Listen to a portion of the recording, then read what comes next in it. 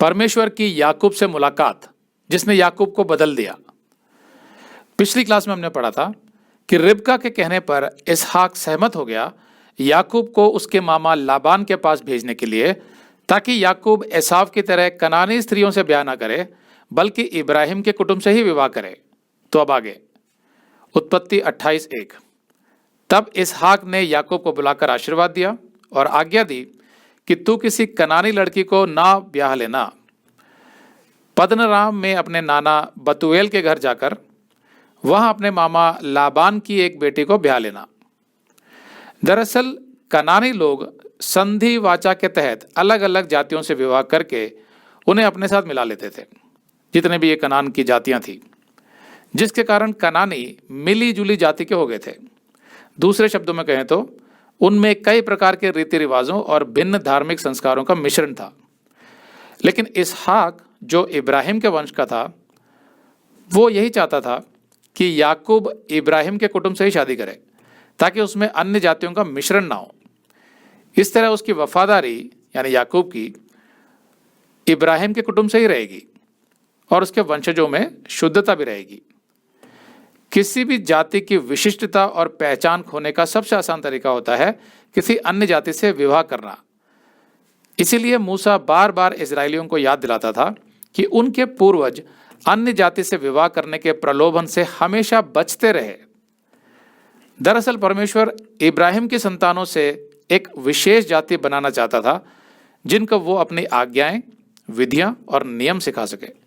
इसीलिए इब्राहिम ने इसहाक का विवाह अपने ही कुटुंब में रिबका से करवाया और अब इसहाक भी याकूब का विवाह रिबका के भाई की बेटी से करवाना चाहता था, ताकि आगे जाकर उनसे जो इजराइल देश बने उसमें सबका विश्वास एक समान हो और सब यहोवा को ही अपना परमेश्वर माने। उस समय ऐसा होता था कि लोग अपने निकटतम रिश्तेदारों में विवाह करते थे, लेकिन आगे जाकर लय व्यवस्था में परमेश्वर ने मूसा द्वारा इस प्रथा पर प्रतिबंध लगा दिया था। इस विषय पर YouTube में हमारा एक संदेश है जिसका शीर्षक है कैन की पत्नी कौन। लिंक इस वीडियो के नीचे दिया हुआ है। तो इसहाक ने याकूब से कहा, और सर्वशक्तिमान ईश्वर तुझे आशीष दे और फला फुलाकर बढ़ाए और तू राज्य की मंडली का मूल हो, और वह तुझे और तेरे वंश को भी इब्राहिम की सी आशीष दे कि तू यह देश जिसमें तू परदेशी होकर रहता है और जिसे परमेश्वर ने इब्राहिम को दिया था उसका अधिकारी हो जाए। जो आशीष परमेश्वर ने इब्राहिम को दी थी वही आशीष इब्राहिम ने इसहाक को स्थानांतरित कर दी थी, और अब वही आशीष यहाँ इसहाक ने याकूब को दे दी, जिसमें भूमि और संपन्नता भी शामिल थी। 5 और इसहाक ने याकूब को विदा किया और वह पद्दनराम को अरामी बतूएल के उस पुत्र लाबान के पास चला जो याकूब और एसाव की माता रिबका का भाई था। जब इसहाक ने याकूब को आशीर्वाद देकर पद्दनराम भेज दिया कि वह वहीं से पत्नी ब्याह लाए, और उसको आशीर्वाद देने के समय यह आज्ञा भी दी कि तू किसी कनानी लड़की को ब्याह ना लेना, और याकूब माता पिता की मानकर पद्दनराम को चल दिया। जो भी इब्राहिम की आशीषों के उत्तराधिकारी होंगे उनके लिए यह आवश्यक था कि वे कनानियों के साथ अंतर्विवाह करके अपनी आत्मिक शुद्धि ना खोएं। अगर आप ये संदेश पूरा देखना चाहते हैं तो आप इसे हमारे वेबसाइट hindiBiblestudy.com पर देख सकते हैं। ये वीडियो हमारे नवंबर के वीडियोस में अपलोड किया हुआ है, तो जिनके पैकेज में भी नवंबर का महीना शामिल है उनको ये वीडियो उनके माई अकाउंट में नवंबर के वीडियोस में मिल जाएगा। अगर आप हमारे वीडियो फोन पर देख रहे हैं तो अच्छी स्पीड के लिए कृपया गूगल क्रोम या मोजिला फायरफॉक्स ब्राउजर इस्तेमाल करें। तो इनको डाउनलोड करने के लिए आप प्ले स्टोर में जाएं और ऊपर गूगल क्रोम टाइप करें, फिर आप गूगल क्रोम ब्राउजर पर क्लिक करें और उसे इंस्टॉल करें। ये एकदम फ्री है।